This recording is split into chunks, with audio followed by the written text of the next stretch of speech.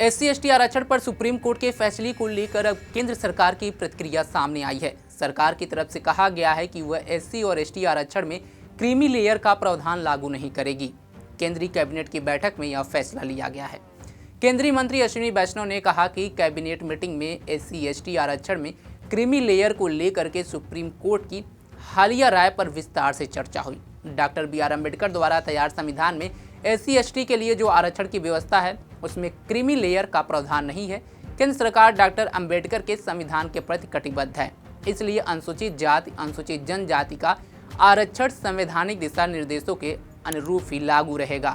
नमस्कार, आप देख रहे हैं पंजाबकेसरी.com। मैं सत्येंद्र शर्मा।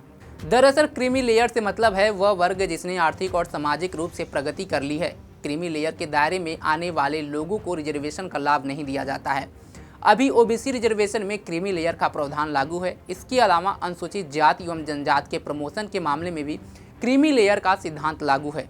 अन्य पिछड़ा वर्ग यानी OBC को सरकारी नौकरियों और शैक्षणिक संस्थानों में 27% रिजर्वेशन मिलता है।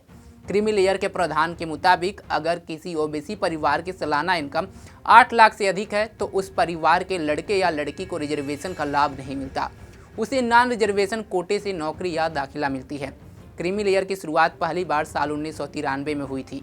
उस समय 1 लाख सालाना की आय वाले लोगों को इस कैटेगरी में शामिल किया गया था। फिर 2004 में इसकी सीमा बढ़ाकर 2.5 लाख रुपए कर दी गई। 2008 में 4.5 लाख रुपए, 2013 में 6 लाख रुपए और 2017 में 8 लाख रुपए तक कर दिया गया। संविधान के अनुच्छेद 15, 4, 16, 4 और 340(1) में पिछड़े वर्ग शब्द का उल्लेख मिलता है। अनुच्छेद 15, 4 और 16, 4 में कहा गया है कि राज्य द्वारा सामाजिक और शैक्षणिक रूप से पिछड़े वर्गों के कल्याण के लिए विशेष प्रावधान किया जा सकता है या विशेष सुविधाएं दी जा सकती हैं। अनुच्छेद 16 में राज्य के अधीन आने वाले किसी पद पर नियुक्ति के मामले में समानता के अवसर की बात की गई है। हालांकि इसके अपवाद भी हैं। अगर राज्य को लगता है कि नियुक्ति में पिछड़ा वर्ग का प्रतिनिधित्व नहीं है तो रिजर्वेशन की व्यवस्था भी की जा सकती है।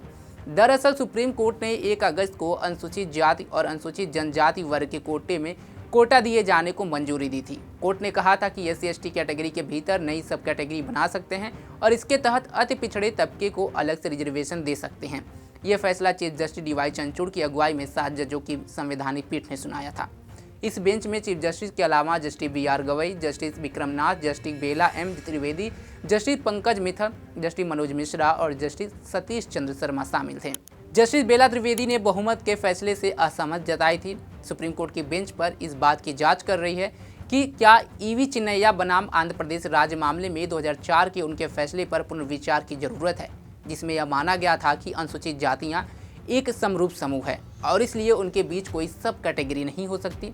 सुप्रीम कोर्ट ने 8 फरवरी 2024 को अपना फैसला सुरक्षित रख लिया था और कहा था कि सब कैटेगरी की अनुमति न देने से ऐसी स्थिति पैदा होगी जहां क्रीमी लेयर के लोग सभी लाभों को हड़प लेंगे। इस संबंध में सुप्रीम कोर्ट 2004 के उस फैसले की जांच कर रहा था जिसमें 5 जजों की पीठ ने कहा था कि केवल राष्ट्रपति ही यह अधिसूचित कर सकते हैं कि संविधान के अनुच्छेद 341 के अनुसार कौन से समुदाय आरक्षण का लाभ प्राप्त कर सकते हैं और राज्यों के पास इसके साथ छेड़छाड़ करने का अधिकार नहीं है। इस खबर पर आपकी क्या राय है, कमेंट बॉक्स में जरूर बताएं। तमाम खबरों के लिए जुड़े रहें हमारे साथ और देखते रहें पंजाबकेसरी.com। धन्यवाद।